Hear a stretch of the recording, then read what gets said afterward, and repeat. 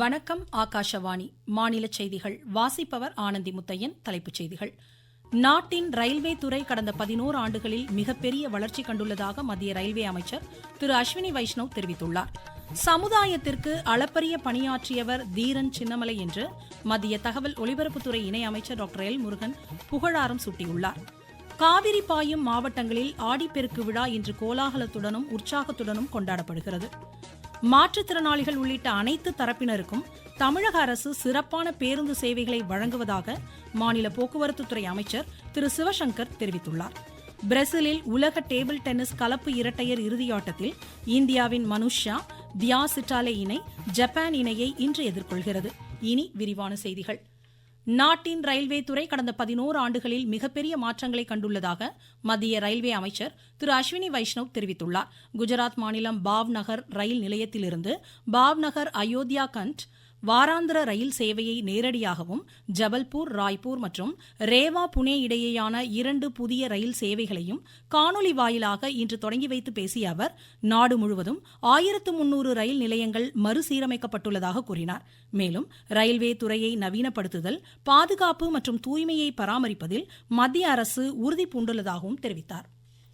சுதந்திர போராட்ட வீரர் தீரன் சின்னமலையின் 220வது ஆண்டு நினைவு நாளையொட்டி சென்னை கிண்டியில் உள்ள அன்னாரது திருவுருவ சிலைக்கு கீழ் வைக்கப்பட்டுள்ள திருவுருவ படத்திற்கு முதலமைச்சர் திரு மு க ஸ்டாலின் மற்றும் மாநில அமைச்சர்கள் திரு மா சுப்பிரமணியன், திரு மு பே சாமிநாதன், திரு சேகர்பாபு உள்ளிட்டோர் மலர் தூவி மரியாதை செலுத்தினர்.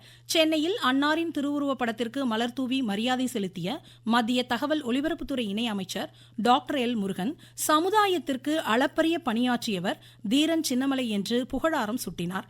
இந்நாளையொட்டி முதலமைச்சர் வெளியிட்டுள்ள சமூக வலைதள பதிவில் ஆங்கிலேய ஆட்சியை எதிர்த்து போராடிய ஒப்பற்ற போராளி தீரன் சின்னமலை என்று குறிப்பிட்டார். ஈரோடு மாவட்டம் ஓடா நிலையில் உள்ள தீரன் சின்னமலையின் நினைவு மணி மண்டபத்தில் உள்ள திருவுருவ சிலைக்கு மாநில வீட்டு வசதித்துறை அமைச்சர் திரு முத்துசாமி மாலை அணிவித்து மரியாதை செலுத்தினார். பின்னர் செய்தியாளர்களிடம் பேசிய அவர் அரசு விதிகளின் அடிப்படையில் மேற்கொள்ளப்படும் கட்டுமான பணிகள் எவ்வித இடையூறுமின்றி அனுமதிக்கப்படுவதாக கூறினார். ஈரோடு பழனி இடையேயான ரயில் திட்டத்தை செயல்படுத்த மத்திய அரசிடம் வலியுறுத்தப்படும் என்றும் அமைச்சர் தெரிவித்தார். இம்மாவட்டத்தில் பிஜேபி மாநில தலைவர் திரு நயினார் நாகேந்திரன், தேசிய பொதுக்குழு உறுப்பினர் திரு அண்ணாமலை உள்ளிட்டோர் அன்னாரது திருவுருவ சிலைக்கு மாலை அணிவித்து மரியாதை செலுத்தினர். தமிழ்நாட்டில் ஆடிப்பெருக்கு விழா இன்று கோலாகலத்துடனும் வழக்கமான உற்சாகத்துடனும் கொண்டாடப்படுகிறது. காவிரி பாயும் மாவட்டங்களில் உழவு தொழில் செழிக்க வேண்டி பொதுமக்கள் அதிகாலை முதலே ஆற்றின் கரையோரங்களில் கூடி காவிரி தாய்க்கு காப்பரிசி, காதோலை கருகமணி, காய்கனிகள், மலர்கள் உள்ளிட்ட மங்கள பொருட்களை சமர்ப்பித்து படையலிட்டு வழிபடுகின்றனர். தருமபுரி, ஒகேனக்கல் காவிரி ஆறு தொடங்கி திருச்சி, சேலம், ஈரோடு, தஞ்சை, திருவாரூர், நாகை மாவட்டங்களில் ஆடிப்பெருக்கு விழா பக்தி சிரத்தையுடன் கொண்டாடப்படுகிறது. ஸ்ரீரங்கம் அம்மா மண்டபம் உள்ளிட்ட படித்துறைகளில் உரிய பாதுகாப்புடன் பொதுமக்கள் குளிக்கவும் வழிபாடு நடத்தவும் ஏற்பாடு செய்யப்பட்டுள்ளது. காவல்துறை, தீயணைப்பு துறையினர் பாதுகாப்பு பணியில் ஈடுபடுத்தப்பட்டுள்ளனர். காவிரியில் தண்ணீர் பெருக்கெடுத்து ஓடுவதை அடுத்து பொதுமக்கள் பாதுகாப்பான முறையில் வழிபாடுகளை மேற்கொள்ள மாவட்ட நிர்வாகம் சார்பில் அறிவுறுத்தப்பட்டுள்ளது. சேலம் மாவட்டத்தில் மேட்டூர் தொடங்கி பூலாம்பாடி, பில்லுக்குறிச்சி, கல்வரங்கம் ஆகிய இடங்களில் புதுமண தம்பதிகள் உள்ளிட்ட ஏராளமானோர் குடும்பத்துடன் வழிபடுவதாக எமது செய்தியாளர் தெரிவிக்கிறார். ஆடி மாதம் 18ஆம் நாளில் ஆடிப்பெருக்கு காவிரி கரையெங்கும் லட்சக்கணக்கான பொதுமக்களால் சிறப்பாக இன்று கொண்டாடப்பட்டது. மேட்டூர் தொடங்கி பூலாம்பட்டி, பில்லுக்குறிச்சி, கல்வடங்கம் ஆகிய இடங்களில் நடைபெற்ற விழாக்களில் சாமி சிலைகள் சுவாமிகளின் ஆயுதங்களான கதி, ஈட்டி, வேல், சூலாயுதம் போன்றவற்றை காவிரி ஆற்றுக்கு எடுத்து வந்தனர். ஆடியில் பெருக்கெடுக்கும் காவிரியில் குலதெய்வ வழிபாடு செய்தால் ஆண்டு முழுவதும் தங்களுக்கான நன்மைகள் பல மடங்கு பெருகும் என்பது பக்தர்களின் நம்பிக்கையாக உள்ளது. ஆகாஷவாணி செய்திகளுக்காக சேலம் மாவட்டம் கல்வடங்கத்திலிருந்து விஜயகுமார் குணசேகரன்.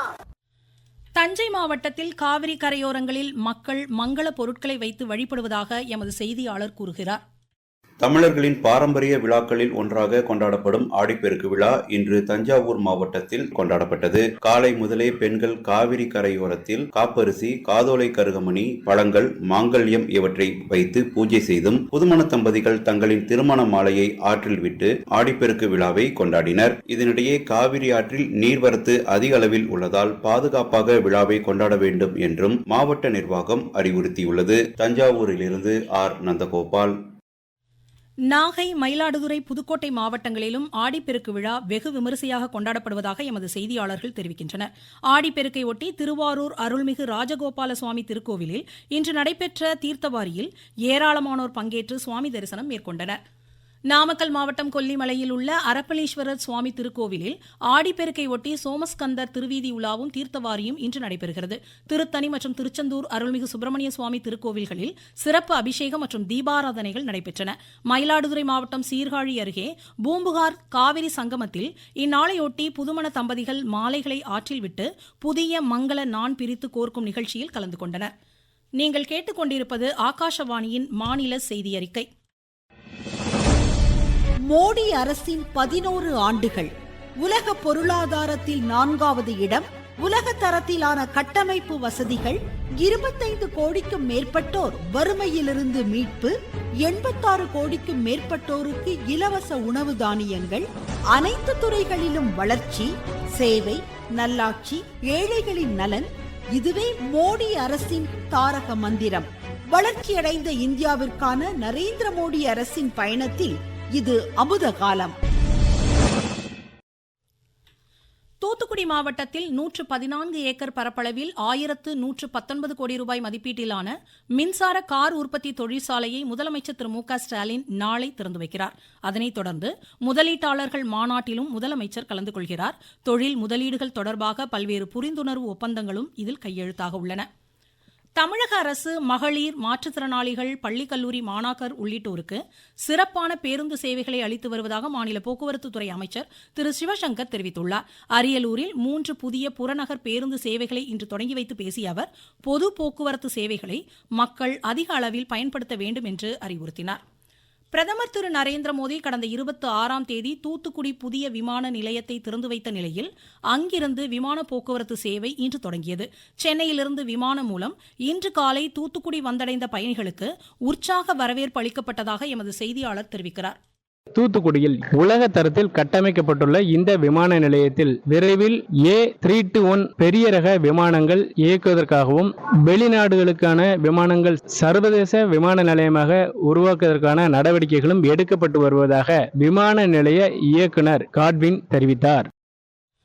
மாணாக்கரிடையே செயல்முறை கற்றல், திறன் வளர்த்தல், படைப்பாற்றல் உள்ளிட்டவற்றை ஊக்குவிக்கும் வகையில் மத்திய அரசின் பிரேரணா திட்டத்தின் கீழ் பயிற்சி பெற்ற திருவண்ணாமலையை சேர்ந்த மாணவி வரும் 15ஆம் தேதி குடியரசுத் தலைவர் மாளிகையில் நடைபெறவுள்ள நிகழ்ச்சியில் கலந்து கொள்வதற்காக அஞ்சல் துறையின் மூலம் தேர்ந்தெடுக்கப்பட்டுள்ளார். இது தனக்கு மிகுந்த மகிழ்ச்சி அளிப்பதாக மாணவி தெரிவிக்கையில், என் பேர் அமிதேஸ்வரி. பிரசிடென்ட் கிட்ட இருந்து எனக்கு இன்விடேஷன் வந்திருக்கு. ஆகஸ்ட் 15 இண்டிபெண்டன்ஸ் டே செலிப்ரேட் பண்றதுக்கு நியூ டெல்லியில. எனக்கு இது வந்து ரொம்ப மகிழ்ச்சியாவும் பெருமையாவும் இருக்கு. பிரேர்னான்னு நாங்க ஒரு ஆர்கனைசேஷன் அட்டென்ட் பண்ணோம். தமிழ்நாடு ரெப்ரசென்ட் பண்ற விதமா நாங்க 2 பேர் இங்க இருந்து போயிருந்தோம். ஒரு ஸ்டேட்ல இருந்து 2 பேர் வந்திருந்தாங்க. மொத்தம் 20 மெம்பர்ஸ் இருந்தோம். அதுல இருந்து என்ன செலக்ட் பண்ணி இந்த பார்ட்டிக்கு இன்விடேஷன் கொடுத்திருக்கிறது எனக்கு ரொம்ப மகிழ்ச்சியாவும் பெருமையாவும் இருக்கு. கிருஷ்ணகிரி மாவட்டத்தில் குழந்தை பராமரிப்பு இல்லங்களுக்கு முன்மாதிரி சேவை மைய விருதுகள் வழங்கப்பட உள்ளதாகவும் தகுதியுடையோர் வரும் 15ஆம் தேதிக்குள் மாவட்ட குழந்தைகள் பாதுகாப்பு அலுவலகத்திற்கு விண்ணப்பிக்க வேண்டும் என்றும் மாவட்ட ஆட்சித்தலைவர் திரு தினேஷ்குமார் தெரிவித்துள்ளார். பெரம்பலூர் அரசு இசைப்பள்ளியில் கலை பண்பாட்டுத்துறை சார்பில் பகுதி நேர கிராமிய கலைப்பயிற்சி வகுப்புகள் நடைபெற உள்ளதாக மாவட்ட ஆட்சித்தலைவர் திரு அருண்ராஜ் கூறியுள்ளார். காஞ்சிபுரம் மாவட்டத்தில் கறவை பசுக்களுக்கு 50% மானியத்துடன் ஊட்டச்சத்து வழங்கும் திட்டம் செயல்படுத்தப்பட உள்ளதாக மாவட்ட ஆட்சித்தலைவர் திருமதி கலைச்செல்வி மோகன் கூறியுள்ளார். விருதுநகர் மாவட்டம் சிவகாசியில் உலக தாய்ப்பால் வாரத்தை ஒட்டி தாய்ப்பாலின் அவசியம் குறித்த விழிப்புணர்வு ஊர்வலம் இன்று நடைபெற்றது. அரியலூர் அரசு பெண்கள் உயர்நிலைப் பள்ளியில் மரபு விதைகள் கண்காட்சி மற்றும் விற்பனை திருவிழா வரும் 10ஆம் தேதி நடைபெறுகிறது. கோவை, நீலகிரி, கள்ளக்குறிச்சி, மயிலாடுதுறை, கடலூர், தேனி, தென்காசி, தஞ்சை, திருவாரூர், புதுக்கோட்டை உள்ளிட்ட 16 மாவட்டங்களில் இன்று கனமழை பெய்ய வாய்ப்புள்ளதாக சென்னை வானிலை ஆய்வு மையம் தெரிவித்துள்ளது. பிரேசில் ஃபோர்ஸ் டு இசுகோசாவில் நடைபெறும் உலக டேபிள் டென்னிஸ் போட்டியின் கலப்பு இரட்டையர் இறுதியாட்டத்தில் இந்தியாவின் மனுஷா தியாசிட்டாலே ஜப்பானின் சதோஷி ஜடா ஹெனாகோ ஹஷிமோட்டா இணையை இன்று எதிர்கொள்கிறது.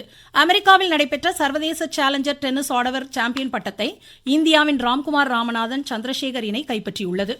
மீண்டும் தலைப்புச் செய்திகள். நாட்டின் ரயில்வே துறை கடந்த 11 ஆண்டுகளில் மிகப்பெரிய வளர்ச்சி கண்டுள்ளதாக மத்திய ரயில்வே அமைச்சர் திரு அஸ்வினி வைஷ்ணவ் தெரிவித்துள்ளார். சமுதாயத்திற்கு அளப்பரிய பணியாற்றியவர் தீரன் சின்னமலை என்று மத்திய தகவல் ஒலிபரப்புத்துறை இணை அமைச்சர் டாக்டர் எல் முருகன் புகழாரம் சூட்டியுள்ளார். காவிரி பாயும் மாவட்டங்களில் ஆடிப்பெருக்கு விழா இன்று கோலாகலத்துடனும் உற்சாகத்துடனும் கொண்டாடப்படுகிறது. மாற்றுத்திறனாளிகள் உள்ளிட்ட அனைத்து தரப்பினருக்கும் தமிழக அரசு சிறப்பான பேருந்து சேவைகளை வழங்குவதாக மாநில போக்குவரத்து துறை அமைச்சர் திரு சிவசங்கர் கூறியுள்ளார். பிரேசிலில் உலக டேபிள் டென்னிஸ் கலப்பு இரட்டையர் இறுதியாட்டத்தில் இந்தியாவின் மனுஷா தியாசிட்டாலே இணை ஜப்பான் இணையை இன்று எதிர்கொள்கிறது. இத்துடன் இந்த செய்தியறிக்கை முடிவடைந்தது.